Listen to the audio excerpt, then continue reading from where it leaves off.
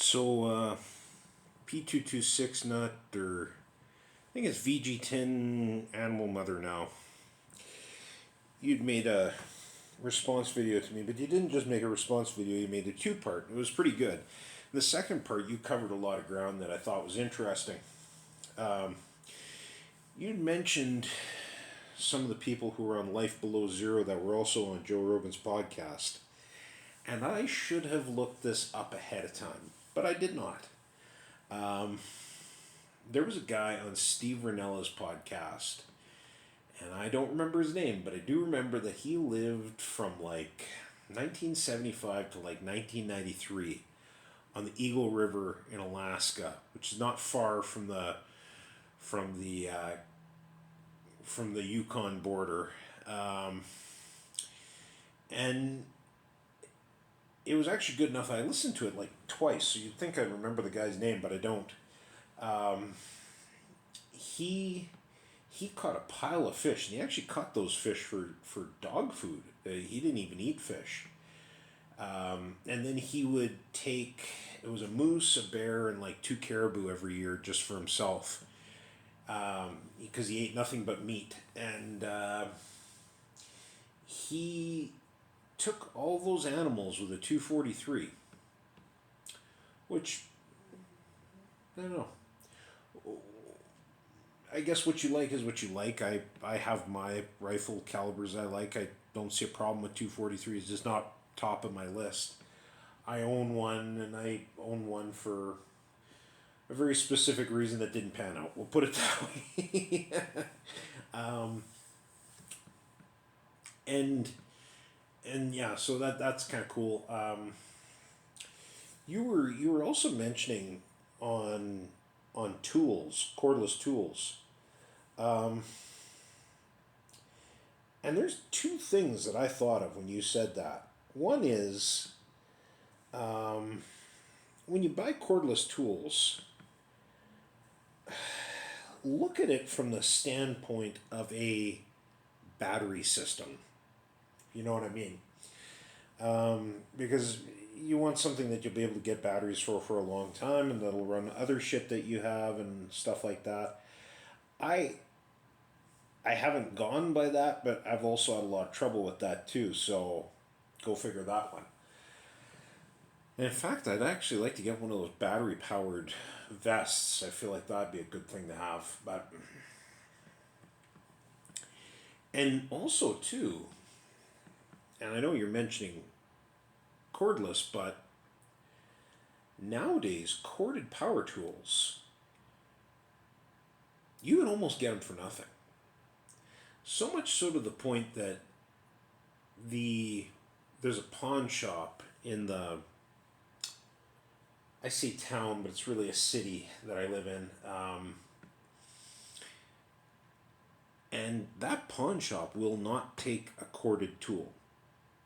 It just won't, because they can't get rid of them. Apparently, I don't know. That's according to them. And then you'd mentioned with like almost like having a little bit of a like a homestead kind of thing. This is where there's other people that would be interested in this part too. I suppose you mentioned 2 acres, and I don't think 2 acres is a bad place to start. That 2 to 5 acres or bigger. And the only reason that I say that 2 acres is not necessarily a bad spot to start is that you could do a lot with it, not just livestock and crops and stuff like that, but a lot of places have shitty rules. I'll just put it that way. And I know we all say no, we won't go by them, and there are some rules I don't go by, and there's some that I don't fight. But if you want to have like a leach field, like a lot of people call it a septic field. In most places, you need at least 2 acres to do that, so it's not a bad thing. You'd also mentioned with some livestock stuff, and it's funny because I have a vision in my mind. There's a place about an hour, hour and a half from me, where there's some really cheap land, and I'm hoping at some point to be able to get like 35 acres out there and have a little homestead. Now, I was thinking heavily on sheep too, just because of the fact that where I live is mostly desert. Some of the areas have a little bit more water, and you'll see cattle there, but it's mostly sheep because they're very drought resistant. And but like I say, I mean, you know, you also have to have forage for those animals or pasture or whatever, and and fencing. And one of the things I would encourage you to look into is if your state or the state you want to move to is a keep in or keep out state. And by this, what I mean is, so the state I live in is what's called a keep out state. It's not the rancher's responsibility to keep livestock on his property, it's your responsibility to keep them off of your property. So I still would build a good fence though, and depending on where you live would depend on what it is, but you probably want 4 strand of wire. Where I live, a lot of what when I'm building fence, I'll do three strands barbed, and then the bottom strand I'll do smooth. And the only reason that a lot of people do that where I am is that antelope will go under the fence, and it's better for that. Um, Elk will jump over a fence, but they just drag their back legs, and barbed wire doesn't seem to really bother them. They just tear the staples out of the fence. Um, and wild horses will just tear that shit up straight up.